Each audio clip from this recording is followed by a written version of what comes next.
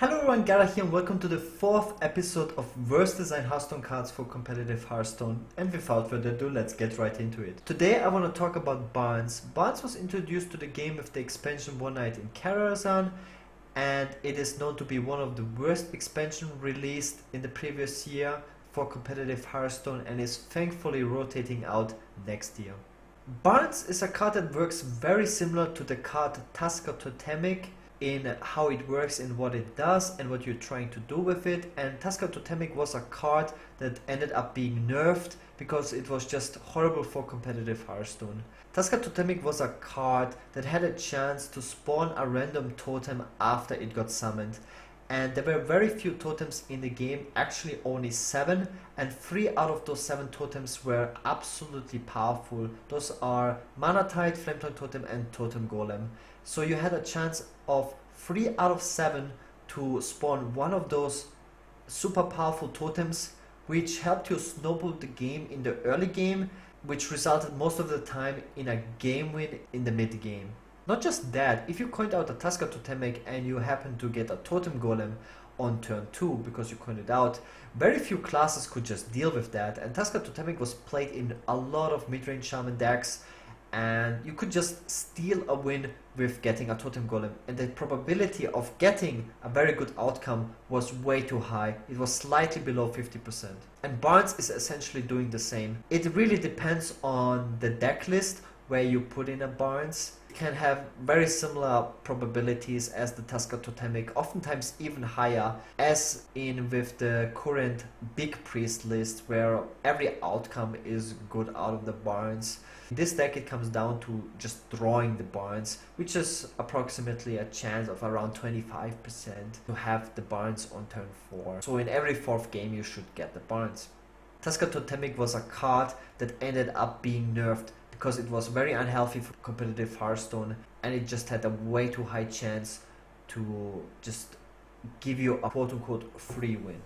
So what are some of the problems with Barnes? So first of all, the stats are way too good. Even if you don't hit a good minion, which is usually a Death Rattle minion or a minion with end turn effect like the Lich King, it has 3 attack, 4 health and gives you a 1/1 token. And if you high roll, you get a super good outcome out of it. And there's multiple different ways of abusing that.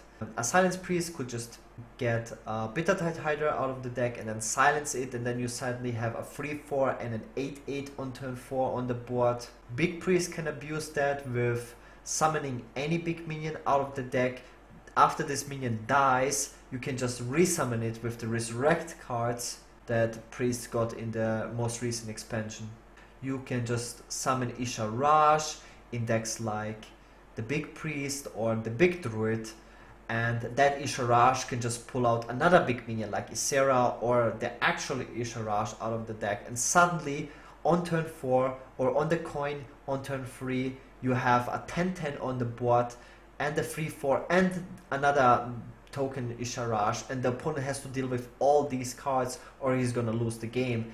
And yeah, that is just very unhealthy. Compared to the Tusker Totemic, Barnes hasn't seen nearly close as much play, just because there aren't that many powerful Death Rattle minions, and those are like the best minions to abuse the Barnes with. There wasn't really a big issue with Barnes in competitive Hearthstone as it could have. Recently with the Big Priest we have gotten a very powerful deck that is around tier 2.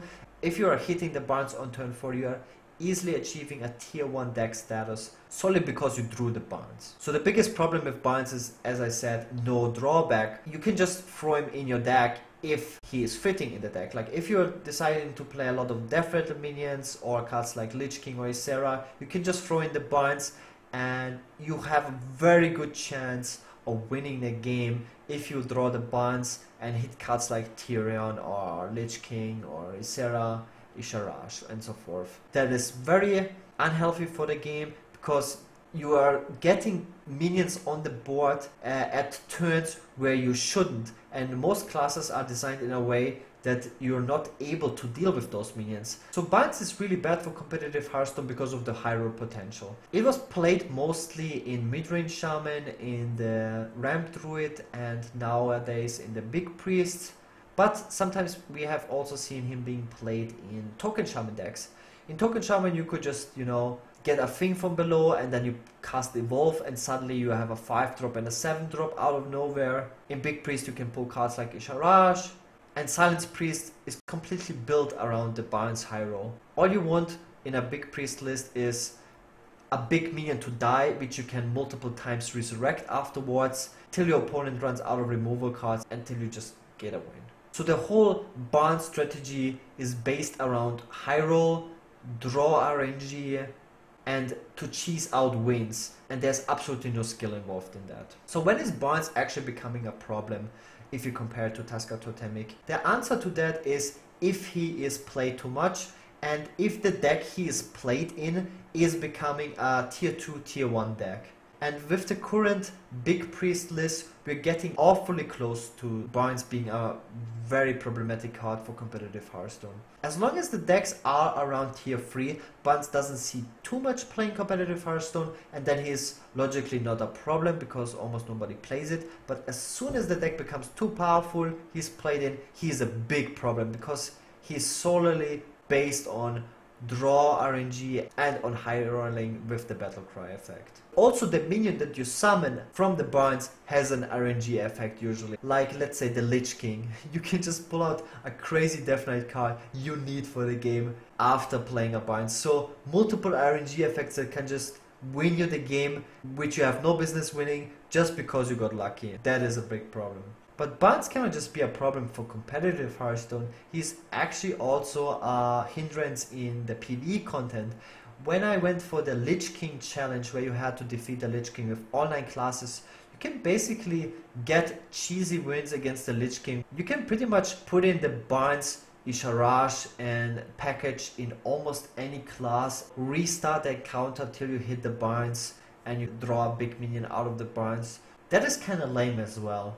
How would I balance Barnes if he is becoming a bigger problem before the next year's rotation? Because next year Barnes will finally rotate out, which is pretty cool.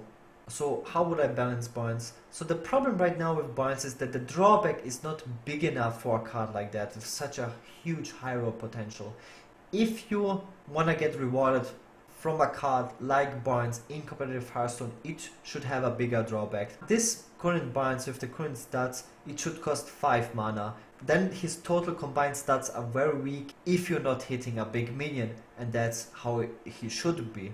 It should not be a viable card in competitive play. Another way of nerfing him would be of just lowering his total stats. Decks like Big Priest would probably still run him. I would definitely prefer the upping mana cost option, because decks like Evolve Shaman could still abuse his effect. You know, you could still evolve a Barnes with very bad stats on turn 4 or turn 5 and, you know, get those big minions if you hit something. The same goes for Big Priest.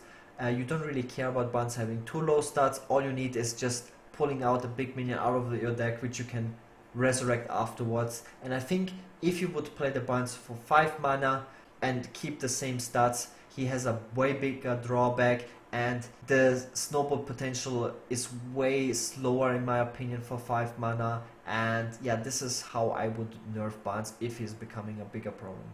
And that's it for the 4th episode of Worst Designed Hearthstone Cards for Competitive Hearthstone. I hope you guys enjoyed this episode as always. I'll be back tomorrow with another video. Also make sure to check out my daily streams, link to that is in the description. If you enjoyed this video, please leave a like, comment and subscribe. I see you guys tomorrow. Have a nice day and peace!